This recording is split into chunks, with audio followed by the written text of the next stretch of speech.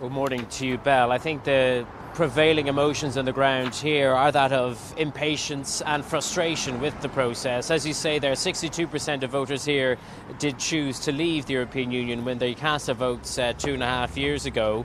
And speaking to traders at their weekly market as they're setting up this morning, a lot of their views very much in line with opinion polls that we've seen coming out over the weekend. One by the polling agency Comres saying that 44%, and that's a growing number, would actually prefer a no-deal Brexit over Theresa May's withdrawal agreement, and that opposition to a no-deal exit is only around 30%. That's certainly in line with some of the voices I heard here in the market this morning.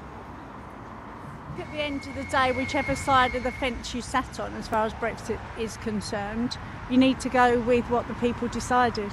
And I think we've just wasted so much time going backwards and forwards, and as I say, whatever side, it's caused a lot of problems in my house, I can tell you. However, we just need to get on with it now. What the way they should go? Well, people voted to come out, we should be out, shouldn't we? Simple as that. That's what the people voted for. That's what they should do. Do you get worried, though, by what people are saying could be the economic consequences? You don't know until you're out, do you? We used to survive when we weren't before, didn't we? So I'm sure we can survive again.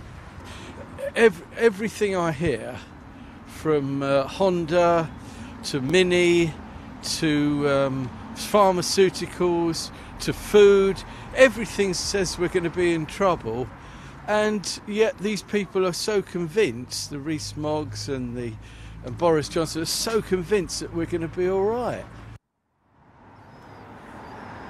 And you know, Belle, the funny thing is, I think, even among those Remainers, the last voice you heard there obviously was a chap who supported membership of the EU. He is in a minority in this town, but even among them, I think there's division as to what the way forward is, whether they should try and cling on and for the prospect of a second referendum to try and change people's minds, or whether they should simply accept that there's such a sizable portion of this country that wants to leave the EU that it simply has to happen one way or another. And of course, those are the rather large questions. But this week, Parliament is looking at whether or not to accept Theresa May's withdrawal agreement, that deal. What about the people where you are now, the people of Epping? Do they think Theresa May's deal can fly? Would they be OK with that? Certainly most of the people I was speaking to today were happy to go with her deal or without a deal. Many of those I spoke to asking about the negative consequences of no deal were happy to take that bet, to take that gamble.